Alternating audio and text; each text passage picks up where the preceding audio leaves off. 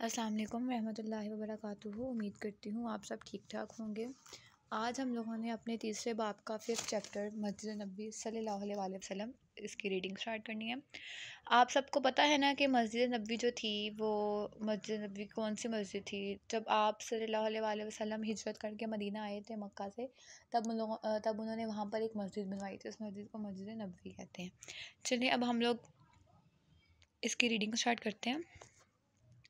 हिजरत मदीना के बाद हज़रत मोहम्मद रसूलुल्लाह सल्लल्लाहु अलैहि वसल्लम ने हज़रत अबू अय्यूब अंसारी रज़ियल्लाहु अन्हु के मकाम पर क़याम फरमाया। इसके बाद नबी अकरम सल्लल्लाहु अलैहि वसल्लम ने सबसे पहले मदीना मुनव्वरा में मस्जिद की तमीर का इरादा फरमाया। जिस ज़मीन को आप सल्लल्लाहु अलैहि वसल्लम ने मस्जिद की तमीर के लिए पसंद फरमाया वो दो यतीम बच्चों सहल और सुहेल रज़ियल्लाहु अन्हा की मलकियत थी। इन दोनों बच्चों ने अपनी ज़मीन बग़ैर किसी मुआवजे के नबी अकरम सल्लल्लाहु अलैहि वसल्लम की खिदमत में पेश कर दी। बग़ैर किसी मुआवजे का मतलब होता है कोई भी ना रकम ली ना कोई चीज़ ली और उनको कहा कि आप ये ज़मीन ले लें, लेकिन आप सल्लल्लाहु अलैहि वसल्लम ने ज़मीन की पूरी कीमत अदा की। आप सल्लल्लाहु अलैहि वसल्लम ने इस ज़मीन पर जो मस्जिद तमीर फरमाई इसे मस्जिद नबवी कहते हैं। ये देखें आप, ये इस बॉक्स में पढ़ें। मस्जिद नबवी की दीवारें कच्ची ईंटों और गारे से बनाई गई। जिस मस्जिद के सतून खजूरे के तनों से बनाए गए।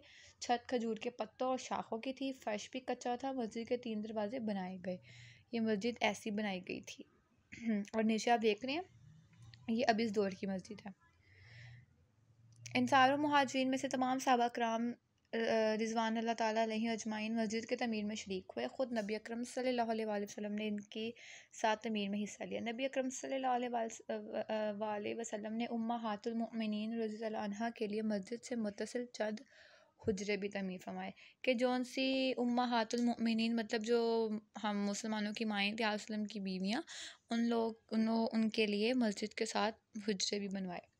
नेक्स्ट पेज ओपन करें जी। मस्जिद नबी सल्लल्लाहु अलैहि वसल्लम की फ़जीलत। मस्जिद नबी मुक़द्दस तरीन मसाजिद में से एक है। मस्जिद नबी में नमाज़ पढ़ना बहुत फ़जीलत वाला अमल है। आप सल्लल्लाहु अलैहि वसल्लम ने मस्जिद नबी की फ़जीलत इस तरह बयान फरमाई, मेरी इस मस्जिद में नमाज मस्जिद हराम के सिवा तमाम मसाजिद में नमाज से 1000 दर्जे ज़्यादा अफजल है। माशाल्लाह देखें, जो लोग मस्जिद नबी में नमाज अदा करते हैं उनकी जो उनकी नमाज है वो बाकी मसाजिद को से 1000 दर्जे ज़्यादा अफजल है। मस्जिद हराम मैंने आपको बताया था ना, मस्जिद हराम किसे कहते हैं? खाना काबा को कहते हैं।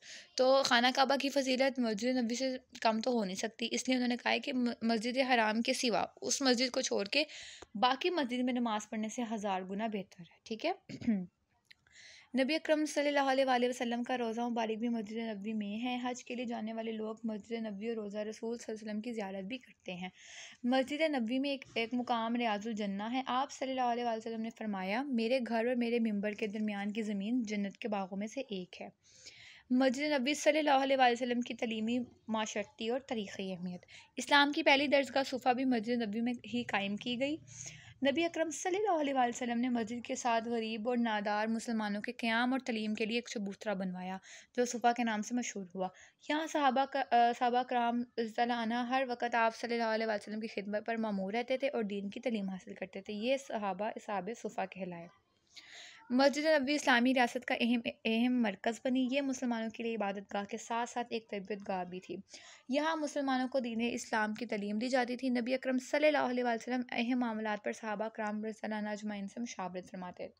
जहाद पर दूसरे मुल्क और कबीलों से आने वाले वफूद को मस्जिद नबवी में ठहराया जाता और अहम रवानगी से कबल मुजाहिदीन यहाँ जमा होते और हिकमत अमली तैयार करते। मामलात पर इनसे गुफ्तगू की जाती। इसी मरकज़ से इस्लाम की नशर व शात के लिए वफूद और जमातों को रवाना किया जाता। खुलफाए राशिदीन रज़ियल्लाहु अन्हुम ने मुख्तलिफ़ अदवार में मस्जिद नबवी की तसीह की। मस्जिद नबवी की तसीह से मुराद है मस्जिद नबवी को चेंज किया, मज़ीद भरा किया और उसको माशाल्लाह इतनी खूबसूरत अब हमारी मस्जिद बन गई है। चलो यहाँ पर हमारी चैप्टर की रीडिंग ख़त्म होती है। अब हमें पता लग गया कि मस्जिद नबवी कैसी बनी और उसकी क्या क्या फजीलत है। चलिए हम लोग मशक़ की तरफ आते हैं। दुरुस्त जवाब पर टिक का निशान लगाएं। पहला है, हिजरत मदीना के बाद नबी अकरम सल्लल्लाहु अलैहि वसल्लम ने किन के मकान में क़याम किया? हज़रत साबित बिन कैस, हज़रत अबू अय्यूब अंसारी, हज़रत इबाद बिन बशर, हज़रत हुज़ैफ़ा बिन यमान। हज़रत अबू अय्यूब अंसारी मस्जिद नबी में रहते थे। इसहाब सूफ़ा, इसहाब यमन, इसहाब मक्का, इसहाब काफ, इसहाब सूफ़ा। नेक्स्ट पेज पे आएँ जी। नेक्स्ट पेज पे है आपका थर्ड वाला। मस्जिद नबी के लिए जो जगह मुंतखब की गई दो मलकियत थी, हज़रत अबू बकर सदीक़, हज़रत उमर, हज़रत साद और हज़रत सईद। हज़रत मुआज़ और हज़रत मऊस और हज़रत सहल और हज़रत सुहेल, हज़रत सहल और हज़रत सुहेल।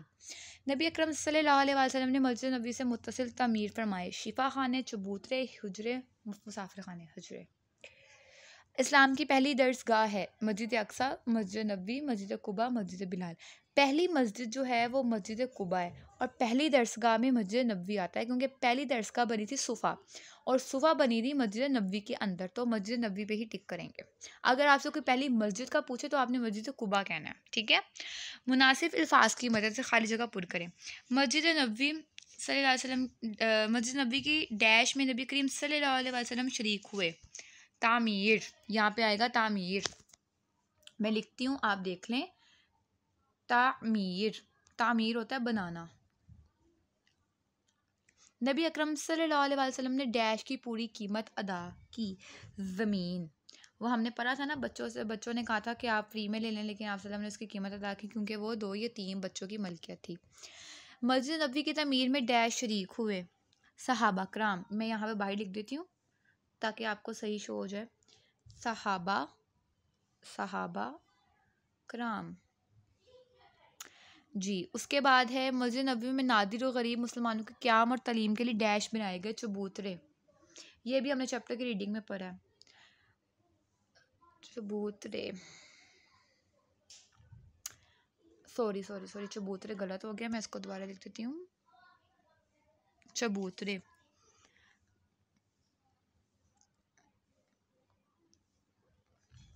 चबूतरे। खुलफा राशिदीन रज़ियल्लाहु अन्हा ने मुख्तलिफ अदवार में मस्जिद नबवी की डैश की तोसी की। तोसी मैंने आपको मतलब बताया ना, उन्होंने इसको खुला करवाया, उसमें चेंजिंग्स वगैरह करवाई, ठीक है। चलें अब मुख्तसर जवाब तहरीर करें। मस्जिद नबवी सल्लल्लाहु अलैहि वसल्लम की फ़जीलत में एक हदीस मुबारक का तर्जुमा लिखें। इसका आंसर आपको मिलेगा आपकी रीडिंग के जी। यहाँ पे आप देखेंगे, सॉरी यहाँ पर निशान लगे हुए हैं तो इसको आप इग्नोर करें। आपके जो उनसे बुक के पेज पे वहाँ पर कोई भी मसला नहीं, आप बस आप आंसर पॉइंट कर लें। ये वाली लाइन है, मेरी इस मस्जिद में नमाज मस्जिद हराम के सिवा तमाम मसाजिद में नमाज से 1000 दर्जे ज़्यादा अफजल है, ठीक है। ये आपका फर्स्ट शॉट का आंसर है। वापस आएँ अपने उस पर जी। आपका सेकंड शॉट है असहाबे सुफ़ा कौन थे। अपना सेकंड पेज ओपन करें। यहाँ पे देखें ये वाला पैराग्राफ, ये वाला, इस्लाम की पहली दरसगाह सुफ़ा भी मस्जिद नबी में ही कायम की गई। यहाँ से लेकर यहाँ तक किया है आपके असहाबे सुफ़ा, ठीक है। अब आप अपने एक्सरसाइज वाले पेज पे वापस आए जी। यहाँ पे आपका थर्ड शॉट है नबी अकरम का रोज़ा मुबारक कहाँ है। ये मैं आपको नीचे लिख देती हूँ, नबी अकरम का रोज़ा मुबारक मस्जिद नबवी में है, मैं आपको लिख देती हूँ, ठीक है। इसका कोई निशान नहीं लगेगा, इसका आंसर बस इतना ही है, मस्जिद नबवी। यहाँ लिख देती हूँ, मस्जिद नबवी में है। नबी अकरम का रोज़ा मुबारक मस्जिद नबवी में है, मस्जिद नबवी में है, फिर ये है मस्जिद नबवी में है जी। आपका आंसर हो गया। रियाजुल जन्ना से क्या मुराद है, इसके लिए आपको अपनी रीडिंग के सेकंड पेज पे आना है।